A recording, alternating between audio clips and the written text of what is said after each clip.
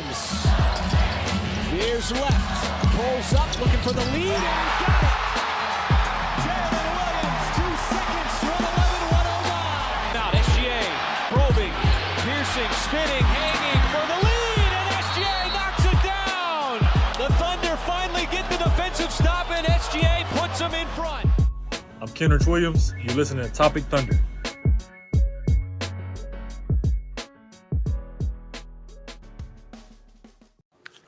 And what is up, and welcome back. It's another episode of Topic Thunder podcast on a Tuesday. It's time for the Tuesday pod. We have a different lineup today, ladies and gentlemen. Dylan had a long night, very tired. We're going to give him a little bit of a break, a little rest. And I am your host today, Matt Tierney, Matty Double Dribbles. I'm joined today by my lovely OG podcast partner, Jerry. Gerald, coming from the kitchen. How's it going, dude? Dude, it's going. Long time no see. Long time. Yeah. When was the last time you were on the podcast? Gosh, It's been forever. It's been like a month. Me and Dylan I guess I missed you on that ran one. Yeah. No, it's been a while, but just been super busy with pools. I'm still busy with pools, running my pool business, and it's not over yet. So, still rocking and rolling. Still loving Thunder basketball. Actually went to the game last night, which was pretty fun. Very nice. So yeah, no, it's I'm even though I'm not here, I'm here because I'm still watching the games. Yeah, you're here. You're tuned in. You're locked in. Yeah, still doing my thing. We gotta say it's Tuesday. It's Election Tuesday. Obviously a lot of tension out there. I just want to say before we jump into things, we're gonna keep it basketball here. We're just gonna talk some Thunder hoops. So if you're down to do that, stick around, hop in the chat, talk some Thunder hoops with us. We are down if you are down. We're gonna talk kind of generally about the last two games since we had our Fry pod. We played the very late game in Los Angeles against the Clippers. And then on Monday, had a stout victory in Oklahoma City where you were there against the Orlando Magic, which both of those we won by at least double digits. And in fact, we have won all 7 games by double digits. Never been done before. Never been done before. So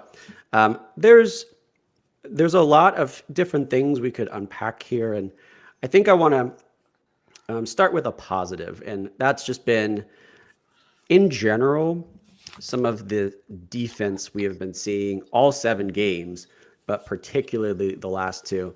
We're going to mainly focus on the Monday game since it's a little more fresh. But if you kind of go back and look at that or watch that game, if you didn't, those of you listening, there's 2 things that I think can both be true. The first is that, number one, the Magic are probably not in a good spot offensively.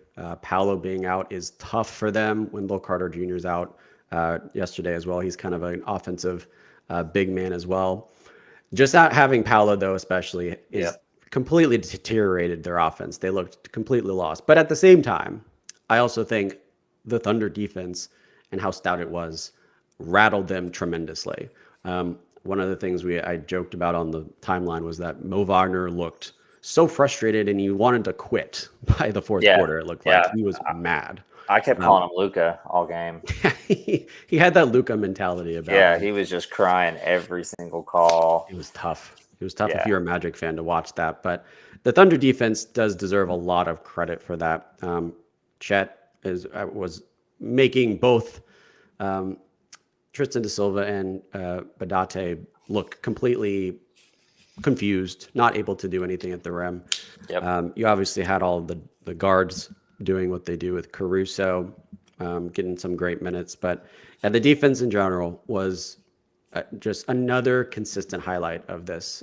So, I mean, what stood out to you from those defensive guys? I mean, Chet also, anything in particular, but other guys that really stuck out to you?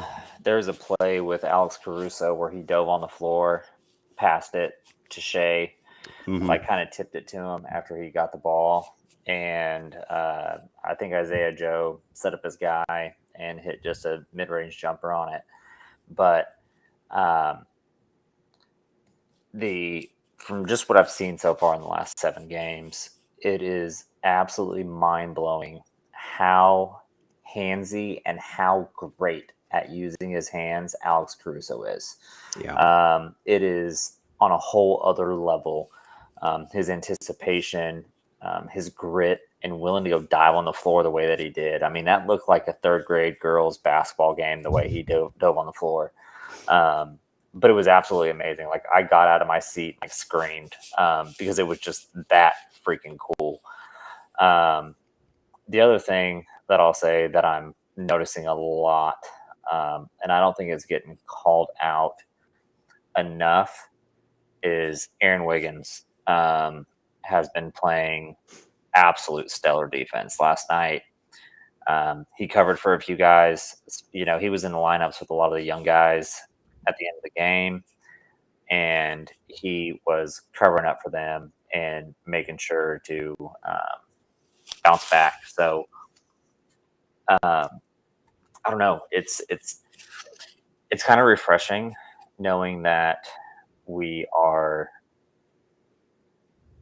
this good on defense and we're able to get a lead, even though our offense has been, I mean, I'm just going to say it, average. I mean, for what we actually do at best. That's fair. Super just mediocre, middle of the road type of offense. But the fact that we're able to create so many more shot attempts because of our defense and then not getting that shot attempt is just, it's crazy to see, you know, because last year, you know, when we compare the two, where we had mostly the same lineup, right? Add Alex Caruso, add Hartenstein, who we haven't got to see in the regular season yet, but just adding those two pieces has kind of, to me, it's kind of changed the culture even a little bit more. Like, I thought we were pretty solid on defense last year. You know, the stats, the ratings, all that stuff kind of said so. But I think that we are head and shoulders better on defense. And like last night, oh man, I think it was, I want to say it was like the third quarter, where the Magic went on a little bit of a run. It might have been late in the second. They went on a run. They did go on a little bit of a run in the fourth quarter. I don't know if this is the same one you're talking about, because there was a point where, and this was also something we didn't really touch on in the post-game recap, but the fourth quarter, it got to about like 10 or 12. I don't remember the exact number. Yeah. And to me, that was a point where I was saying, because a lot of the offense they were creating was sort of these, I always freaking forget the word, but post passes. I don't know why I keep forgetting that. Yeah. But, and it was that where they were normally, like when they play the small ball, they'll do sort of like that guard comes over to help and sort of deflect it or try to disturb it. And they were getting it in a little bit more. And it was like, okay, Chet needs to be in, because this is kind of a run and we're not quite in danger yet, but it can get there. It could get there. What was interesting, though, is that he never came in. And then we got in the post-game interview, Daigneault said that he was just resting. Kind of interesting, I think, because you could see Chet was very upset, not very upset, but just perturbed on the sideline. The body language definitely read that. Yeah. I thought it was a little interesting he didn't mention that beforehand. Now, kind of thinking back about it, if you're going to rest him or plan to rest him in sort of certain situations, you usually feel like you would have communicated that. It could have been that he did, and Chet was still just upset regardely, because he wants to hoop. If he wants to hoop, he's a dog. He's got 4 limbs that are broken. He's still going to want to hoop anyway, so that could be that. But it's definitely something. So I don't know if that was the specific run, but there was a point where they kind of got it close, and the defense was still able to hold strong. Well, and it's like last year, whenever that would happen, I felt like that GTA meme, that Grand Theft Auto meme, that was like, oh shit, here we go again. Like we were going to lose the lead, you know what I mean? Right. And it was going to come down to crunch time where, you know, last year I think we won most of the crunch time minutes, but that's just not a position that you want to be in. One, as a team. Secondly, as a fan. Like, it's so much more fun just coasting along to the last final minutes and knowing that you got it in the bag. Yeah. And I think that's just a huge difference. Is and it's crazy to say this, and this isn't a dig at Josh Giddey, because I know we still have some Giddey fans out there, and I hope him nothing but the best. But that removing that piece out of the puzzle and adding a Caruso and giving some of these other minutes to some other guys that are very deserving of them, you know, your Aaron Wiggins, your Kaysen, hell, even AJ Mitchell, like he's getting minutes. Yeah, like it's one of those things where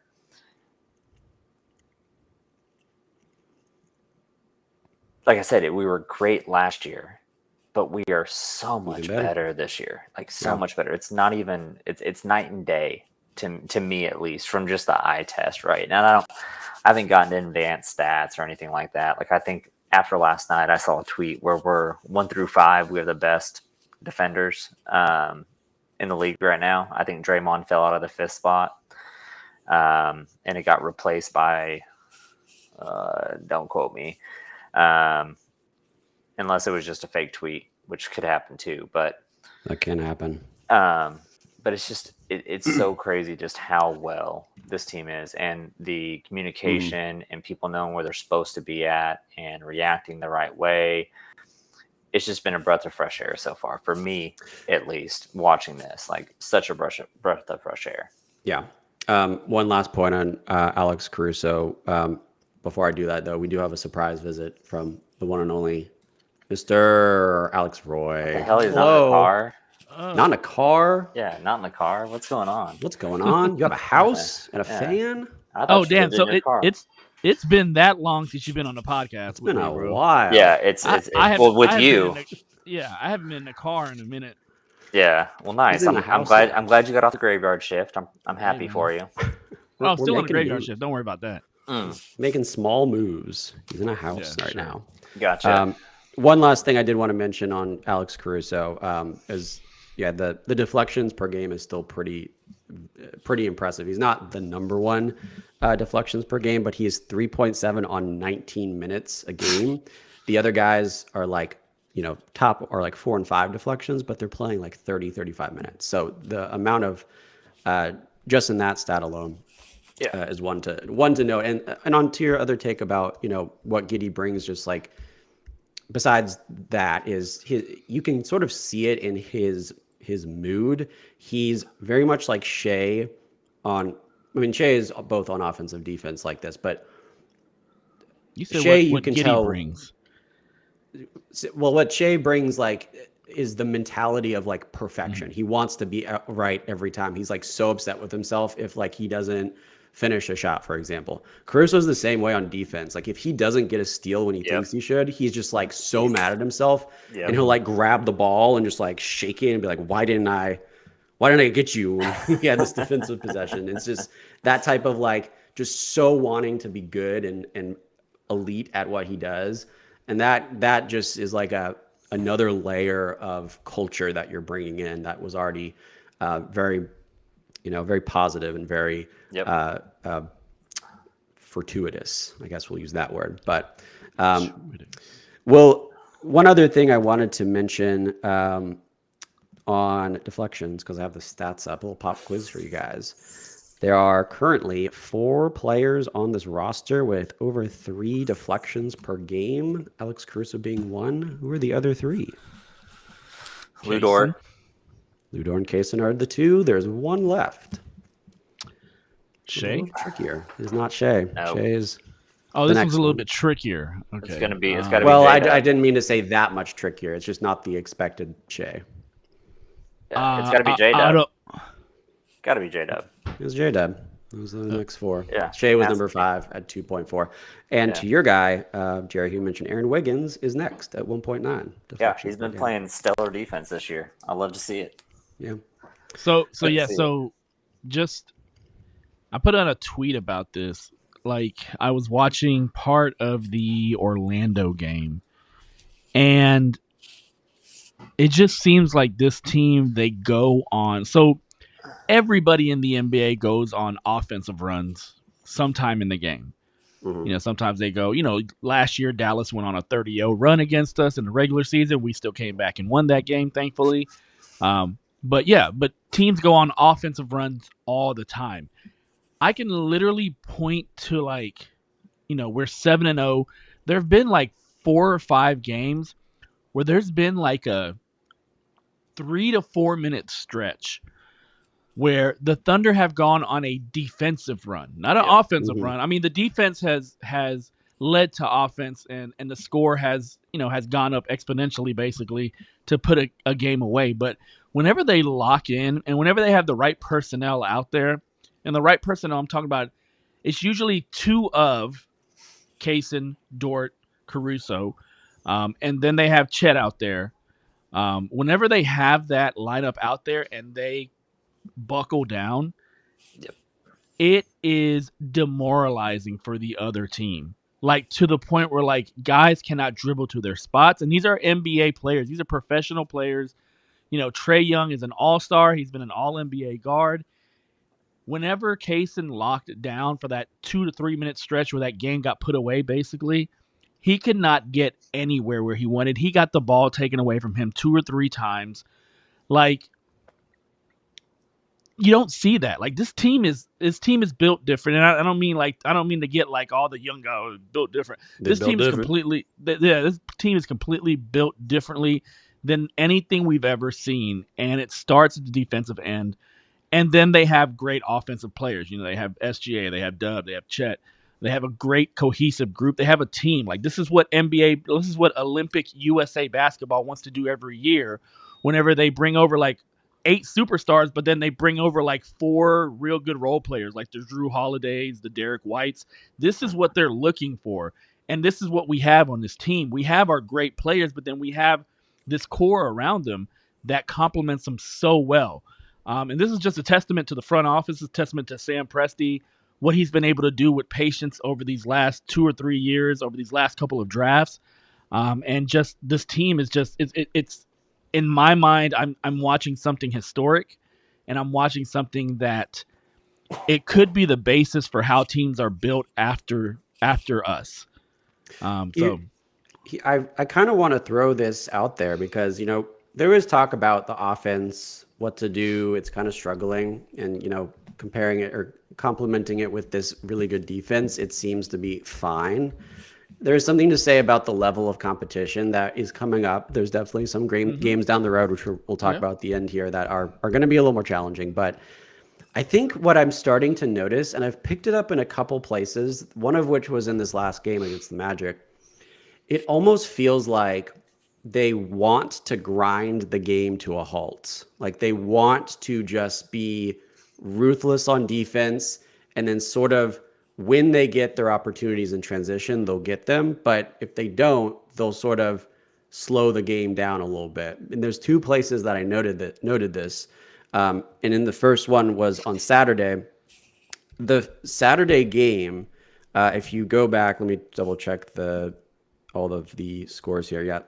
The second quarter of that Clippers game was that quarter where it sort of felt like the Clippers might have been sort of getting a little bit of separation. Momentum. Yeah, momentum. And if you look at the Thunder's offense, that was their best offensive quarter. And it sort of felt like whenever the Thunder were moving really quickly, it felt like their defense wasn't able to keep up with the pace going back and forth and back and forth. Yeah.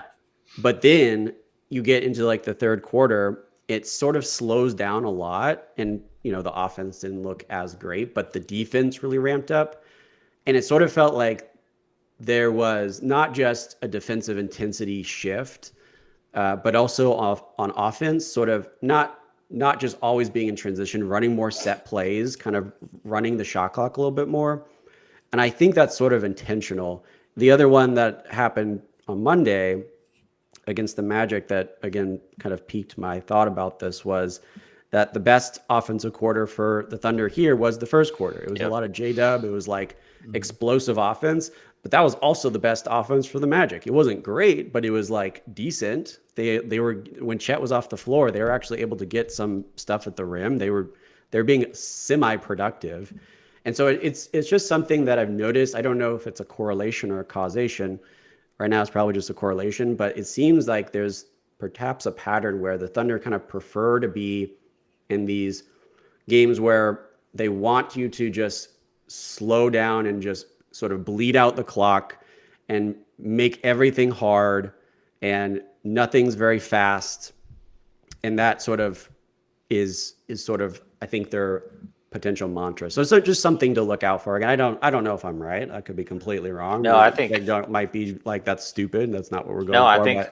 I think there's some something there. to look out for. I think there's some smoke and some fire there with that, because you can see when teams go on runs is whenever we're trying to run that run and gun type of offense. It's like you know fast what I mean? pace. Like that's whenever they go on those runs. And I mean, I kind of correlate that to you're not getting as good shots, right? Probably in those situations. It might be chicken or the egg too. Yeah, like the defense. Yeah, but we've been missing crazy amounts of shots. Yeah. Also, you know what I mean, during all this. So I don't know. I think there is some smoke there because, like Alex said, there's those stretches in games where it's just like, this is absolutely suffocating. Like I would hate to play these guys right now because we're not getting anything up. We're not even getting our shot up. We're just turning the ball over. I mean, I think last night there was 4 possessions in a row. I want to say it was 4 or 5 in a row where it either was a steal, a block, or a bad pass, turned it over some way, shape, or form. I think it was at the end of that first quarter. Yeah, it like was just literally ridiculous. 2.5 minutes left. 2.5 minutes left. We were up 5. By the end of the quarter, we were up by 13. Mm-hmm. Yeah, it was just 2.5 minutes, like that quickly. That's whenever I think Caruso was diving on the floor. That's when all that took place. Like that end of the quarter rotation where you have those 2 or 3 guys out there. Because sometimes, Mark deploys all 3 of them. Mark, Lou, Kaysen, and Caruso out there at the same time. Like whenever that's out there on the floor, good luck. Good luck getting anything done in your offense. Yeah, I pulled up the play-by-play for the Magic in that first quarter in those last few minutes. I'm trying to see if I can find a kind of a period here. It seems like, so around 4 minutes left in that first quarter, turnover, lost ball. Then they hit a layup later, missed 3. Got a couple shots after that, another missed 3. Yeah. They got, by the way, 1 of 17 from half, so there's a lot of those. But offensive foul on them, so that was another turnover. A couple possessions later, another turnover, bad pass. A few possessions later after that, another turnover, lost ball. So like right there, I think that was 5 or 6 turnovers. So, and that's just in one quarter. Yeah. Now in Dub too, I think he got 2 steals in that quarter too. He was really good. He was all over the place that first quarter. It was Yeah. It was something magical to watch in person because everything Yeah. was just falling. He had But everything hit the front of the rim, and it's still. Yeah, like when Caruso came in for Chat, like that seems to be the first rotation that's in, is at least without Hartenstein. It's like that small ball they do. Yeah. And when he came in, yeah, that it changes the game. He's so valuable. I said it on our post game yesterday, but I would do anything for Alex Caruso. I would die for him. I love him so much. Like I said, I screamed like a freaking maniac whenever he dove on the floor, and everybody around me was like, "What is going on? Did you just not witness the best defense of your life right there? That was just something beautiful. What are you talking about?"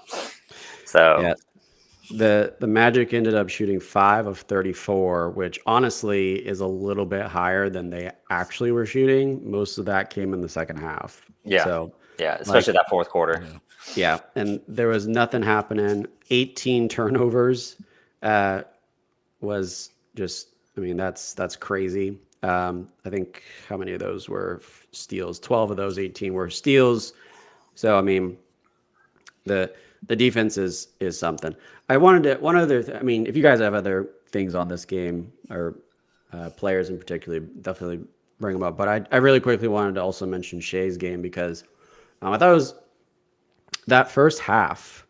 It was very rare to see that level of volume of shooting from him. He was 2 of 4 from the field and 1 of 3 For Shea, that's just so low. And I think part of it you can say is Dub just went off in the first quarter, and that's happening. Just feed him. There's definitely something to that, but I kind of thought it was still even a little bit low. One of the things I did mention on that recap from yesterday, which if you're listening to the pod, by the way, go check out our YouTube. It's on there. But I'll say it again here for our podcast listeners is the Chet Shea 2-man game. I feel like there was a little bit of uncomfortability in some cases. There's a couple of moments where I think both of them were kind of on the right wing. And I think Shea was expecting a pick, and Chet sort of like didn't know what to do.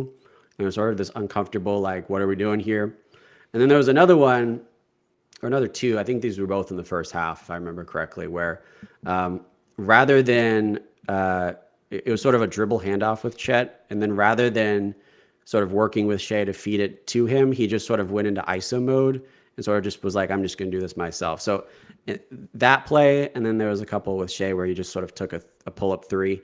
Those to me were just sort of like, oh, okay. I mean, it's not bad. It's not like we're sitting here like these two guys hate each other or that there's no chemistry here. They do have chemistry. But I think what I'd like to see more of is their 2-man game in this like pick and roll action where Shea can get a little bit better at lobs and Chet is a little more comfortable with him in that, knowing that he's going to find him if he dives to the rim type of play. I think something just to look out for. Yeah, I think that in that particular situation that you're talking about, I think most teams are going underneath that. Most teams are still, and it's hard to find Chet on that dive. Yeah. It's hard to find him on the rolls. And I think that like you were talking about Shea and just not shooting, like I think Mark is going to put this team in situations like on purpose where it's like, look, Shea's locked down. He doesn't have any wiggle room at all. He's not getting any shots. Who's the next man up? What are we going to do to act different? You know what I mean? To continue to try to push this game and win. And I wouldn't say that about too many other coaches in the league, but Mark is a mad scientist. And I could see him being like, look, Shea, this is your shot count for the first half. This is what you get. Do what you can with it. And we're going to see how this game rolls out, especially against an opponent like the Magic. Below average, yeah. Yeah, who are hurt. You know what I mean? There's just a lot of situations going on. Like you tinker in those situations where that even if you do slide back a little bit, you have you're not winning the game, whatever, that you still have enough ammo in your gun to be able to bounce back and still win that game. But I think that the Chet Shea thing, I think teams are playing it perfect, to be honest with you. Like it's absolutely perfect true, is the way that they're playing it. And the other thing in that set that you're talking about, there's really not any other movement on the floor at that point in time. It's literally just them two. So you're kind of limiting yourself to, all right, this is what we have. And a defense sees that, they can kind of tee off on that just a little bit better and recover, beat Chet down, or keep Shea above the 3-point line. Like you can kind of guide those things a little bit easier. So yeah, that's just my crappy opinion. No, I think that's totally that makes perfect sense. I do want to mention though with Shea's contribution, he still had 7 points assists at the half. So it wasn't like he wasn't in the offense at all. It was the volume of shooting that kind of stuck out to me. So I also think that as far as Chet and Shea, like they're still developing their chemistry. Like this is for sure. This may be year 2 between the two of them, but this is probably just, game 7 of Chet being a possible focal point on defenses and how they guard him. Yep. And so, eventually they're going to see things on film and they're going to develop counters. And so that's what, this regular season or these first 7 games of the regular season, honestly, have almost felt like regular preseason games. Like it's almost felt like we're getting ready for that stretch that you're going to be talking about in December and in January, where we have, some good, and November, where we're playing some good teams. We're playing some teams that are coming in hot. And this stretch right now is like the regular preseason, and then we're going to go ahead and have a little bit more knowledge, have a little bit more scouting available to us. But with all that said, we're still not a complete team. We still don't have Hartenstein. We still don't have Jay Will. And so whenever those guys come back, that's going to be a completely new, different type of, of getting used to and getting, getting to see these new players interact with all the players that we have now. Yeah. The development is going to continue. That makes perfect sense.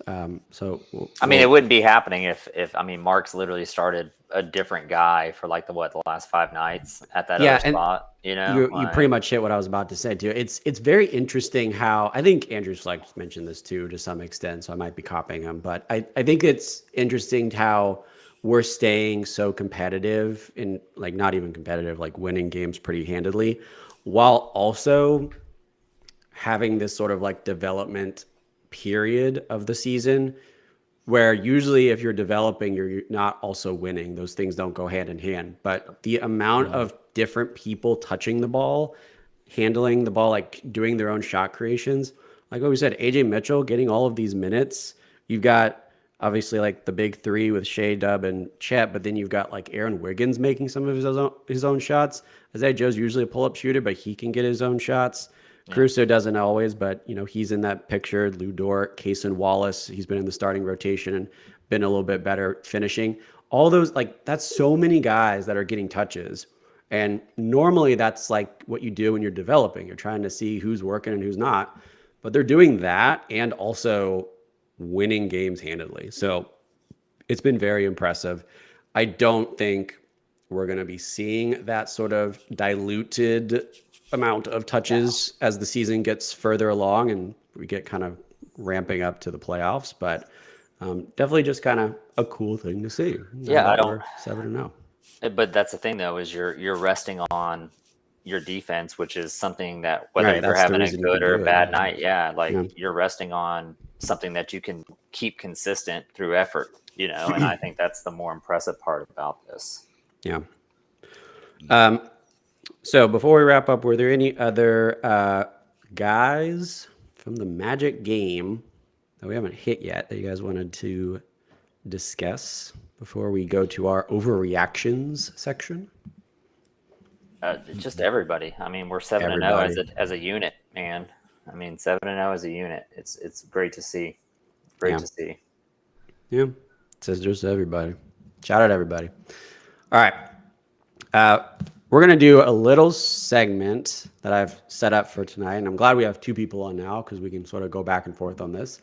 I have one overreaction from most of the Thunder players on this team, and we're going to do that and discuss right after the break.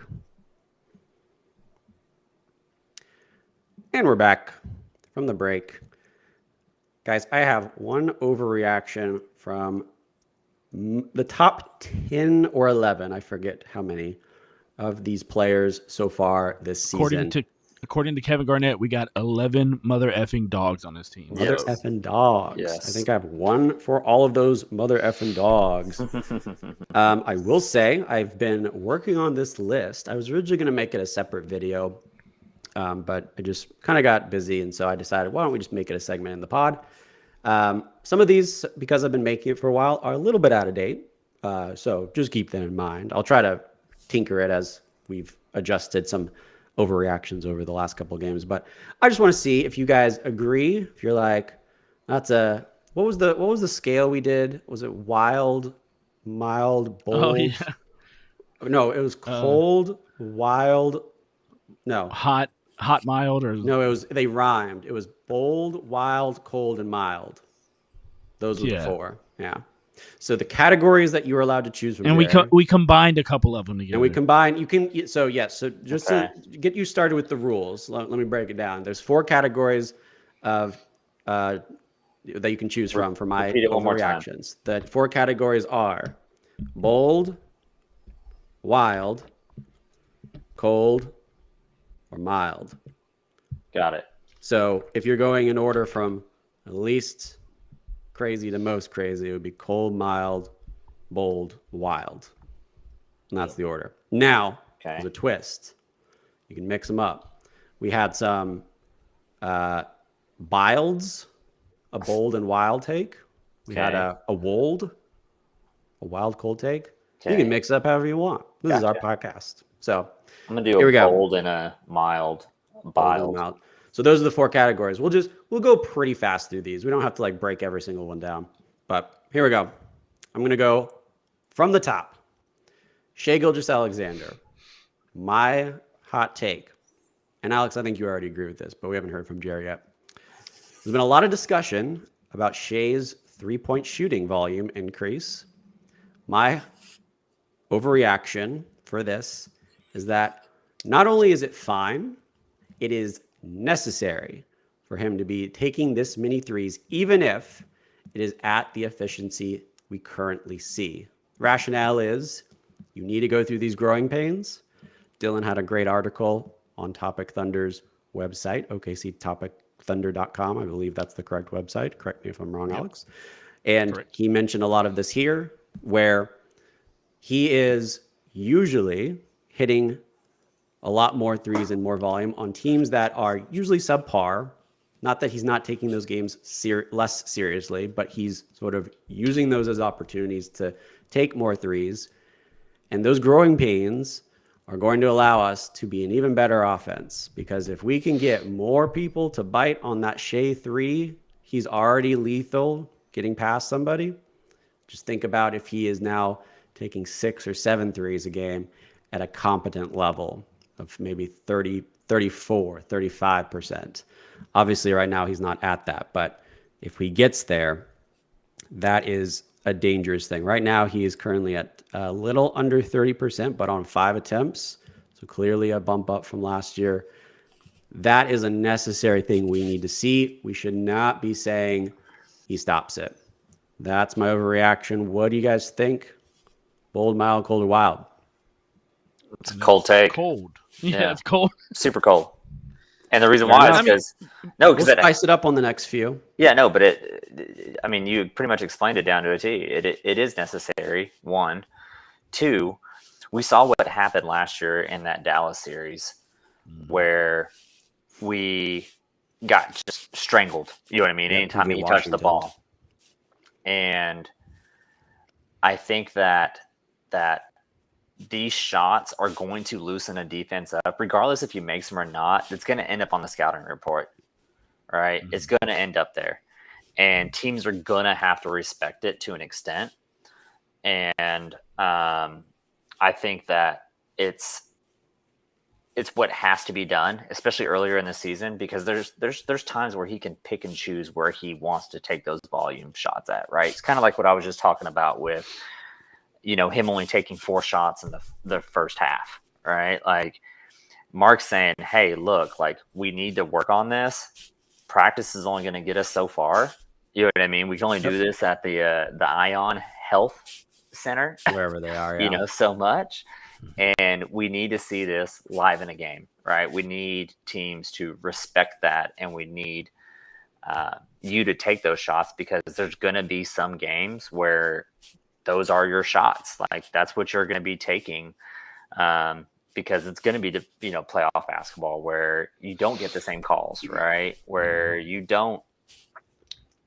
there's more physicality. There's other variables inside of that where you're going to have to soften up that defense. And I think, I think it's a cold take just because of that. You know what I mean? I think it's you got to do it. You just got to do it. I think it's a cold take for us, because we are educated Thunder fans, as much as people who listen to this podcast may disagree with us, but we're educated enough to know what this team needs and what the evolution of this team requires. And it's going to require a little bit of growing pains, as far as, hey, you're going to have some games where you're not going to be your beautiful, efficient self. Like you have to get ugly. You have to get in the mud a little bit.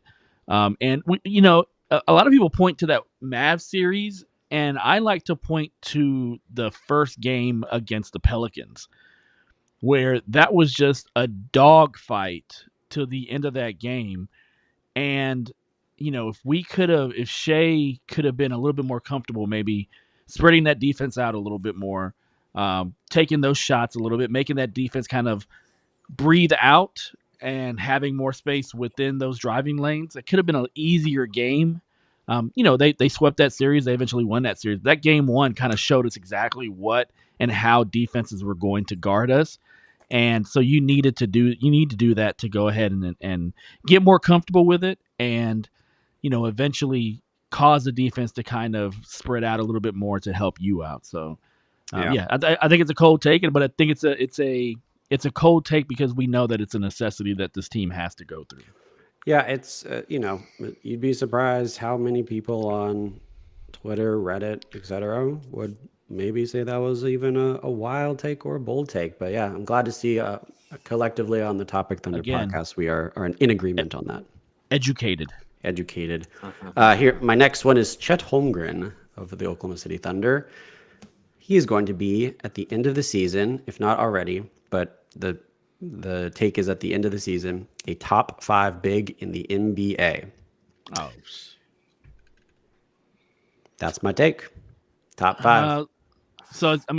I think it's mild, but I'm trying to think. Spice it up a little bit. Well, no. So I'm trying to think of. I got Jokic, Embiid, AD, and then I said if Giannis you want to throw in there, I don't really think he's like a true 5, but even if you threw him in, it's then between, I think, Chet. Right now it's between Chet, Wemby, and you can even throw in Cat. Like that's where I'm currently at. Are you doing this from like a lens of like just scoring and stocks, just overall, just a top 5 big in the NBA? That's my take. Because obviously defensively, he's like clearly a top. That's not. I think he's like top 3. Yeah, he's like clearly top 5. I'm saying top 5 in the entire NBA. He is a top 5 big. See, I think that's still bold this year. I thought so too. But I wanted to throw it out there. That's my overreaction. So Jokic. Okay, so Jokic, Embiid. Yeah, Embiid when he comes back. Health is going to play a lot into, especially Embiid. And then AD, I think, has had a better year for sure. You have AD. Yes. We kind of sleeping on Adebayo. I don't think. No, I think Chet. I got Chet over Bam. Bam's not been that. I mean, I don't know. The Miami Heat have just been not fun to watch this season. I mean, I haven't seen a Miami Heat game all season, but no, but that's not because of Bam. No. But I mean, Bam is going to be so. If you're talking about tiering, Bam is probably going to be in the same tier as, or maybe above or below, but not by much, with like Chet, Wemby. You may want to add Şengün to that. I don't think so. Oh no, he's been taken out of games here lately. Yeah, he's been benched here lately. Those are probably as far as just thinking. NBA Twitter is going to probably try to add Derek Lively to that, and there's no reason he should be in that category at all. Yeah. I can see that. I can see top 5. That's why I say kind of bold, because I think in the end, when you look at the two-wayness of Chet, I think he's just going to bring more to the table than somebody who is maybe like Cat, who's just offensively, who just dominates on one end of the ball and gets cooked on the other end. Yeah. Let's see if I can get Bam's. So Chet is 17, 9, basic round up to 10. So 17, 9, 17, 10, and 3 on 1 steal, 3 blocks. Okay. 3 assists, yeah. And then Bam, I can't find. I'm just trying to I should have just sorted by teams. Let me just do that real quick. I think it's just it's so hard right now, 7 games in, to call that. It's definitely hard, but that's the reason it's an overreaction. We're trying to get bold out here. But Bam is 15, 8.5 rebounds, and he's got 1.5 steals, 1.5 blocks. So, and he also hasn't been shooting that well, but I guess Chet hasn't been great from outside as much either. He's shooting 44 from the field, 21 from 3 on 2.3 attempts. So, I mean, the Miami Heat have just not been fun in general. I think that's part of the reason why. But yeah, the entire Eastern Conference outside of Cleveland and Boston has been shit. Have you seen the standings? Like Miami, it's so funny. Miami's number 3 and they're 3-3. Yeah, every team besides the two is 500 or below. Yeah, it's a weird one in the Eastern Conference. But yeah, that's I'm glad I got a little bit of a spicier take there. You did. So we ramped it up. Number 3 is Dub. Now this take I did before yesterday, so I will just preface it with that. But the take is, I'm going to pull up some stats for this, if I may. Give me a moment. Dub, I'm worried about, particularly from 2, when it comes to the minutes without Shea on the floor. I'm a bit worried about his 2-point shooting and those, and worried if it is a long-term thing. Just to give you some numbers. Again, these are numbers prior to the game yesterday because I pulled them out before that. But he's shooting about 63% at the rim, which is about what he was shooting last season. And it's about 2. And then, however, from 5 to 9 feet, so about like kind of a floater area, he's shooting 27% on 2.5 attempts. From the mid-range, like 10 to 14 feet, he's shooting 25% on 2.7 attempts. And then from 15 feet to the 3-point line, he's shooting 1 out of 2.8 attempts. So that ends up being around like 30, 40 somewhere percent in there. So the numbers are clearly down from where they were last season. And again, small sample size. Yeah. That's always a preface with this.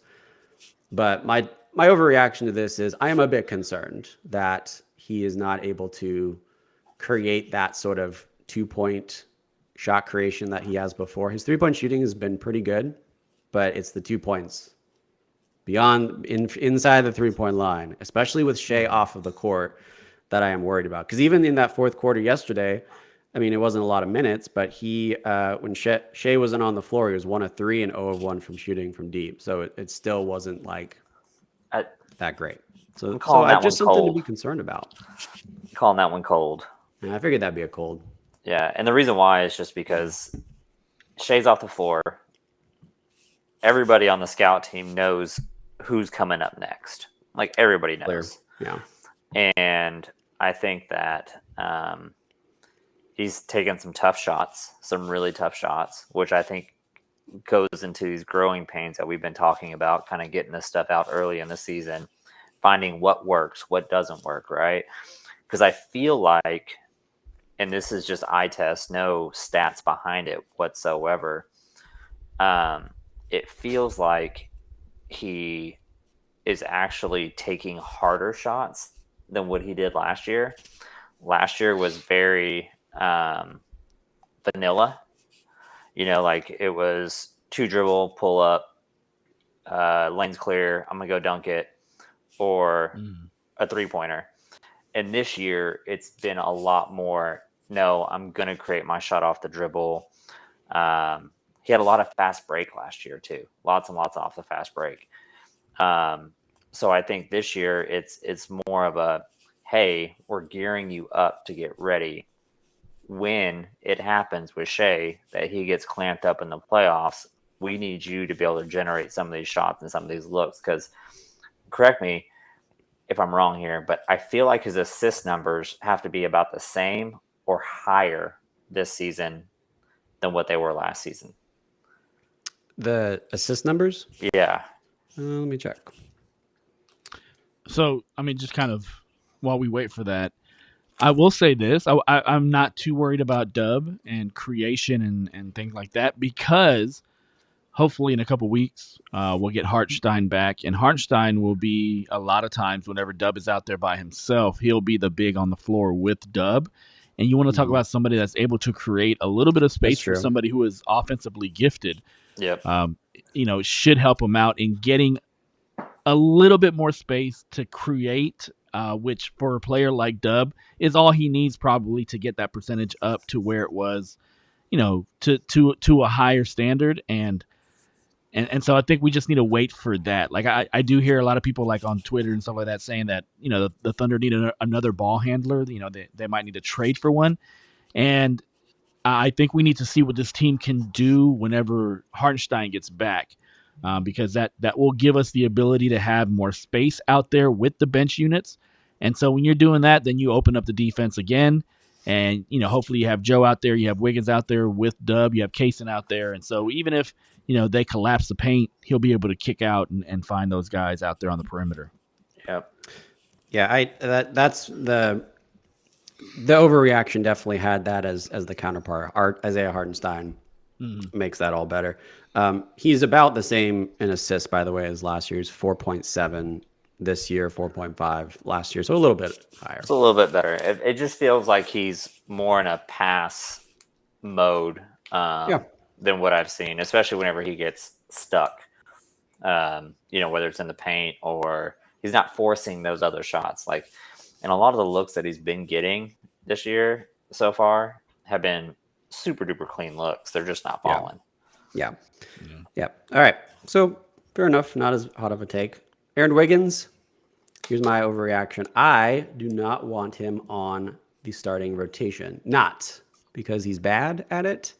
I think his contribution from the bench is more positive than his contributions on the starting rotation. I think Aaron Wiggins is one of those guys that has a unique ability to jump off of a bench and immediately contribute. And a lot of guys cannot say that. And I think that's such a valuable thing you can't get in the NBA. I don't want him to start. You can throw Joe, Kaysen, heck, even throw Caruso out there. I don't want Aaron Wiggins on the starting rotation. That's my overreaction for him. Cold. I'm on a cold streak here. You just got to think about it. Like, what Aaron Wiggins brings to the game is a constant, right? Mm-hmm. Like, what you're getting at. Yeah, you know what you're getting out of him night in, night out. He's not going to play outside of his game. That he's going to play very good defense. He's going to rebound well.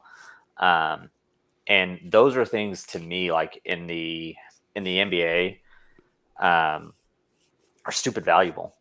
You got to think those non-starter minutes, like the on-offs on every team, go squirrely.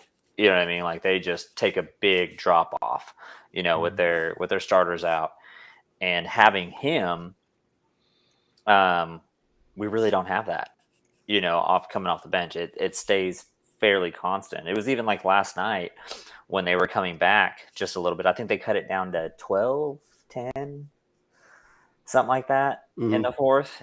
Yeah. And he kind of just clamped up, you know what I mean, and started playing very, very, very well on the defensive end. No, I think Wiggins' role for this team, he could go be a starter on. Oh, absolutely. Yeah. Half the league, you know what I mean. I'm not saying he deserves that position. I'm just my side is that I think he has a unique ability to be so consistent, even when he's off the bench, that a lot of other guys can't. Like, I don't think we necessarily have any of those guys, but one of the guys I might say is like Kaysen Wallace. I think I'd have to look, but I think when he starts versus coming off the bench, I think he's just being in the rhythm of the game a little bit helps him. Again, I don't have numbers to back that up. It's just an eye test, but someone like that, I think gets more value from being in the starting rotation than Wiggins being there in that starting rotation and having Kaysen come off the bench, or somebody that takes a little bit more time to get in the fluidity of the game. So that was sort of the angle I was going with. But I totally agree. Fair. Aaron Wiggins he could be a starter. He's a really good player. He's very undervalued. And that's not what I'm saying, is that he doesn't deserve the starting rotation. I just think it's just so valuable to have a guy off the bench who can just be like, boom, offensive contribution. We already have that with Caruso on defense. But if we could get that with Aaron Wiggins on offense consistently off the bench, I mean, we're good. He could be in 6 man of the year category if he wasn't starting so much. Elite role player. Yeah. Elite role player. Yeah. Hey, gentlemen. Alex, you got to go. Alex, all right. Y'all take care. Jerry, Nice it was great seeing your beautiful face. Good job getting out of the car. Your tan face from all Yeah. those pools. So many It's staying. pools. It's staying. All right. Later. See you later. Yeah. I got a few more we can rattle off here, and then we'll just talk a bit about the schedule. One more thing. Yeah. Always remember, presidents are temporary. The Thunder is forever. There you go. Peace out. Brother. Thunder forever. Thunder basketball. We'll fire off the last few here, and then we'll get into kind of looking ahead at the schedule. My hot take, my overreaction for Lou Dort. I think Lou Dort's going to have one of his best season of his career. I genuinely think that. I think he is going to be a very good three-point shooter this year. I think we're looking at like potentially a 40% three-point shooting season for Lou Dort. I can't remember if he's had one before. Let me just kind of quickly double check. Close his rookie year. Very close.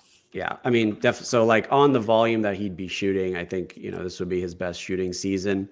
I think defensively, you've got guys like, the guards that we've talked about with Caruso and Kaysen that can carry the load defensively. And I think that allows them to be more intense on defense in short spurts, which allows for these things that are like ripaways and just being super physical. And I think you put that all together, I think he just has so much less pressure on him to be the guy defensively now that it just opens up so much more in the rest of his game. So I think Lou Dort, we could be looking at his best season on the Thunder in terms of efficiency, in terms of defensive impact, which is crazy to say because he's already so good in all the seasons. But I think we're looking at a potential for that. I think Lou Dort is on track for something really special. So I would say that that's mild. And the reason why is when everybody was on this kick, was it last season or the season before? It might have been both. Where they're like, we need to get rid of Lou Dort. We need to get rid of Lou Dort. He just doesn't fit this team long term. Da da da da da da da da da. And I was like, y'all, he's playing so far outside of himself right now that when we do get the squad put together and he can actually focus on what he truly needs to focus on, it's going to be night and day as far as the type of player that we're seeing. And we're seeing it early this season. He has played like an absolute maniac on both sides of the ball. How many did he hit against? Was it the Clippers that he hit that god-awful amount against? Or was it the game before that? The threes, you mean? Yeah. I think he had, I think it was, the Clippers. It's like 5 out of 7 or something like that, which is just. Oh no, it was before the Clippers. It was, maybe that was Portland. Let me see if I can find it here. Yeah, regardless. He was 4 of 6 in Portland. So okay, that's 4 of 6. Okay, yeah. Oh, no, I'm sorry. I'm looking at. Damn it, that was J-Dub. I'll find it. But anyway, what you're saying. But I think that Lou Dort, and I think a lot of people forget about this. And yes, I'm a Lou Dort homer through and through. Love that guy. Love you. Yeah, I hope you're doing well. Hope you're doing well. Yep, I actually made a sign last night that said that. Too bad I was in Loud City and he would never see it, but still. He might. It made some good laughs up there. But I think that coming in undrafted, okay, getting just tossed into this, that the 2019 team, 2018 team, what year is that? 2019, 2020 year.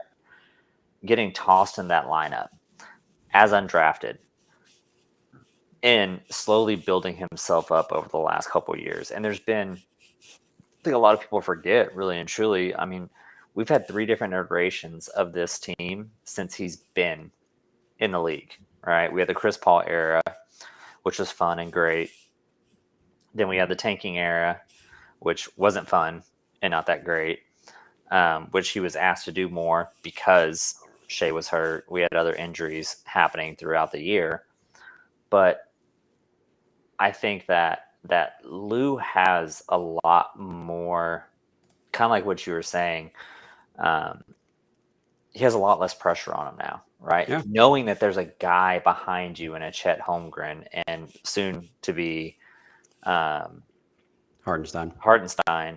Like, knowing that guy's behind you and has your back versus us having Charlie Brown.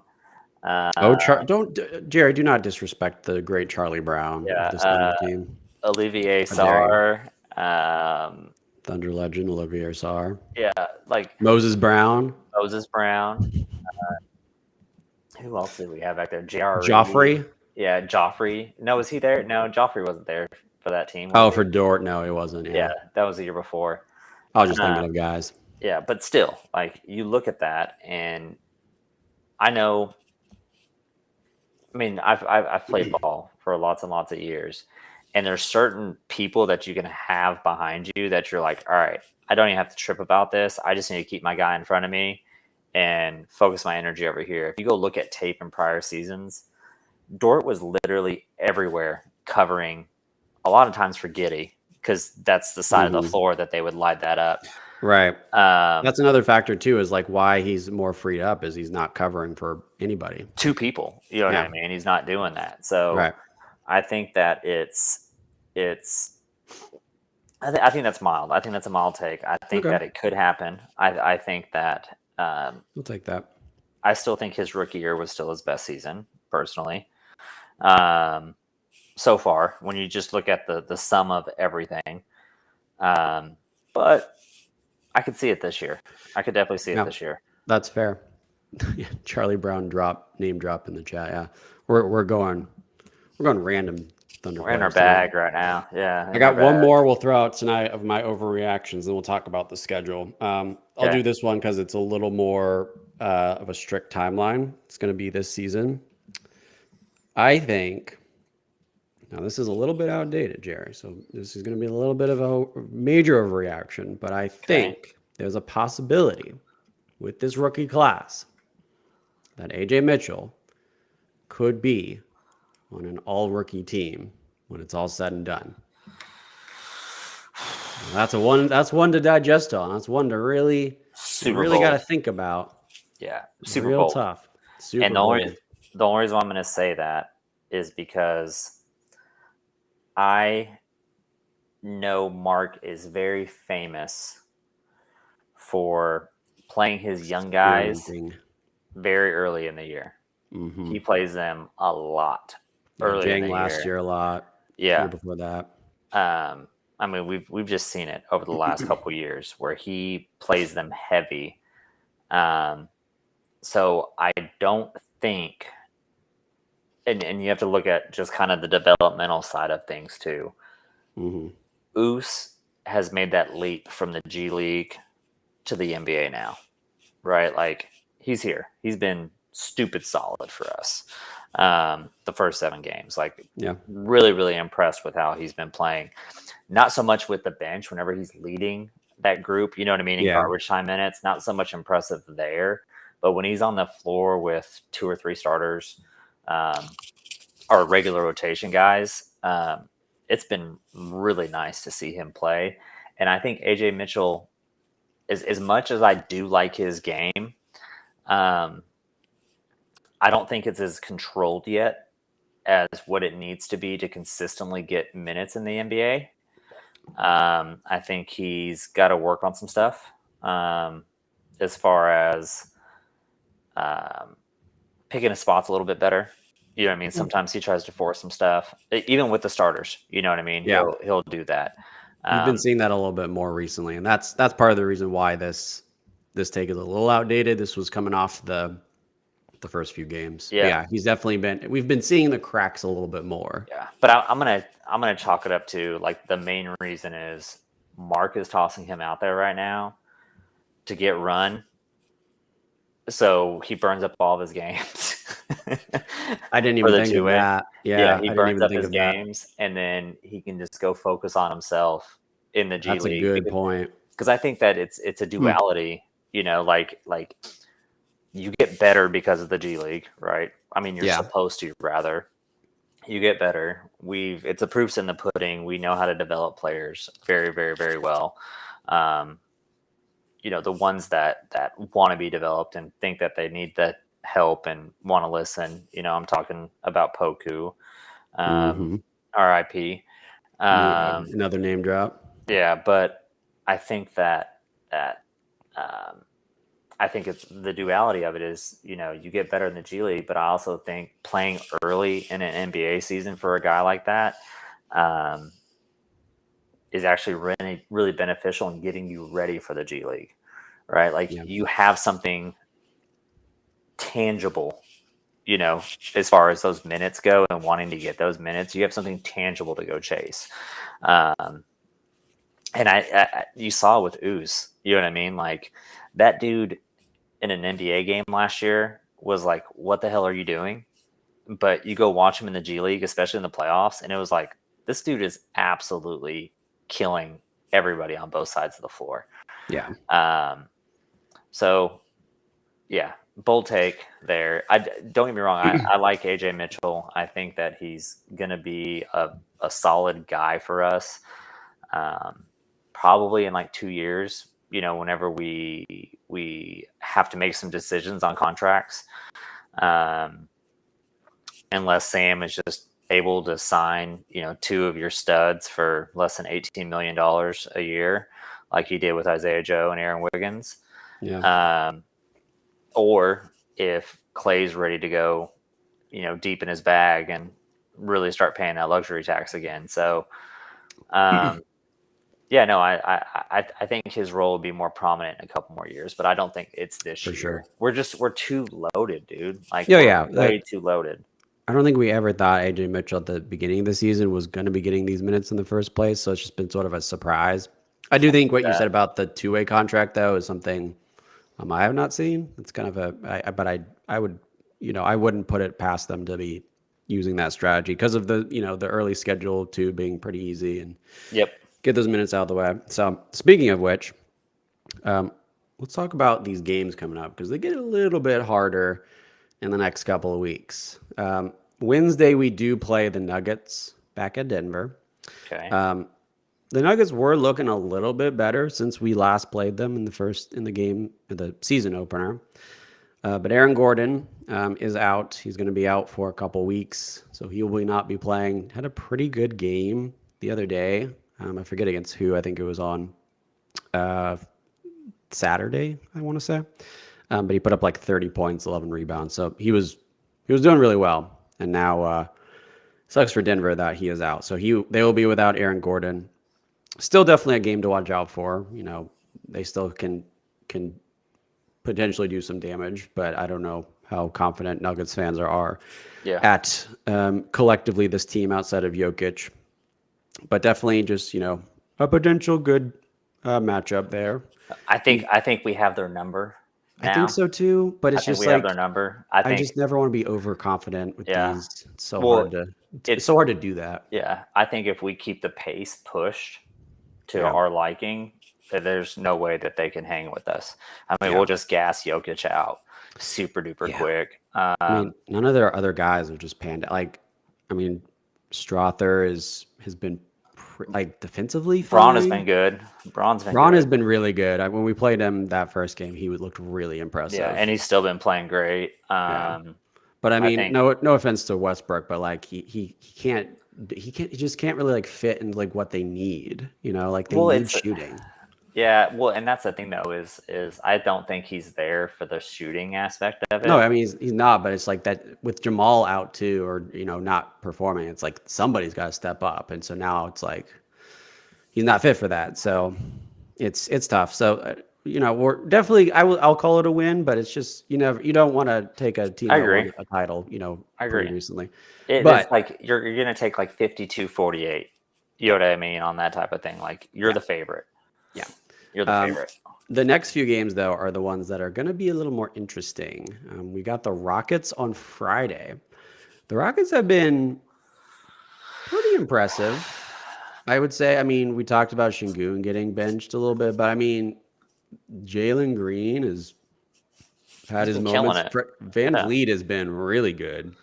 I think they have some weapons, and it's one of those teams that's like, on paper, the Thunder are better, but in any given night, anybody could just go off. And it's like you have a Jalen Green or a Fred VanVleet or forgetting the other guard they have, but any of those guys, they could just go like 30 points and like 6 of 8 from 3, and it's just like, well, okay, that's just how do you stop that? So last year, I would agree with you on that. Last year, I would absolutely. Yeah. This year, I think that we've got the talent and we have the defensive prowess to, for sure, let a guy go get 30. You know what I mean? That's fine. Go let him get 30. I mean, teams used to do that to us. Like, go let Shea go get his. Who cares? We just got to go shut everybody else down. You know what I mean? Yeah. No one else can get those shots up. And I think we're to a point in a level of maturity and just understanding the game plan that that I don't think the Rockets have our number anymore. They might sneak one up from us this year out of the 4 that we play. I think we play them 4 times. Yeah, I'd say we go 3-1. Yeah, I think we have their number this year. Yeah, and this is at home too. Yeah, Friday. I don't think that they get us. And but don't get me wrong, like, I love that matchup. It's so much fun. It is such a fun game to watch, us and the Rockets. Yeah. It's a blast. It reminds me of the James Harden, Chris Paul days. You know what I mean? Where it's like, oh yeah, I'm watching that one. You circle the calendar on that one. Yeah, but that'll be fun. That'll be fun. Give us those 2. Those are both ours. So those are the only 2 games we play before our next pod. But I just wanted to go through at least a full week from now, because we have 4 games in 6 nights. 7 nights. 7 nights. 7 nights. So we have a back-to-back after the Rockets on Sunday and Monday. Sunday, we are at home as well against the Warriors. Steph is back. Pajinski, whatever his name is, has been pretty nice. Yep. Kuminga's had some moments. A little controversy there, but he's been good on the court. Buddy's been playing well. Yeah, Buddy's been lights out. He's basically their next Klay Thompson. They're a dangerous team.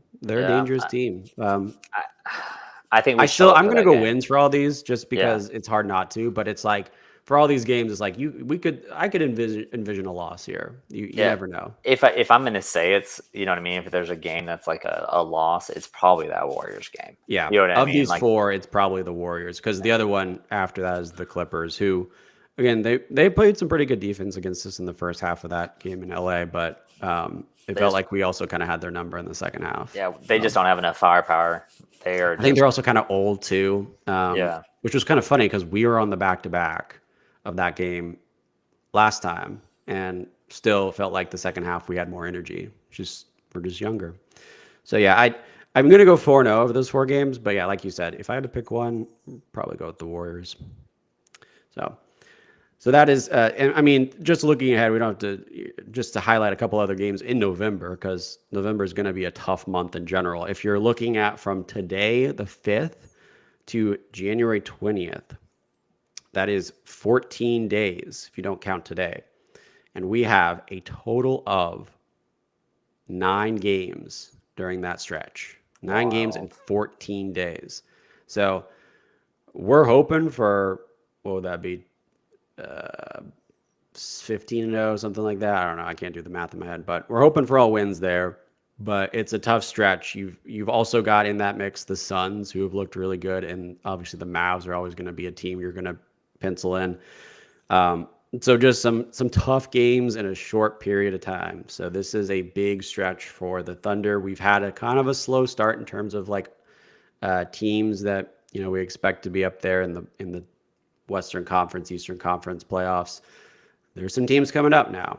So this is where it's like, especially with these offensive woes, it's kind of a make or break situation. So we will see. And we'll be back here for that full recap on Friday on our YouTube, or if you're listening on the pod, we'll be posting that on Saturday. So thank you all for listening. We've enjoyed people in the chat on our live stream.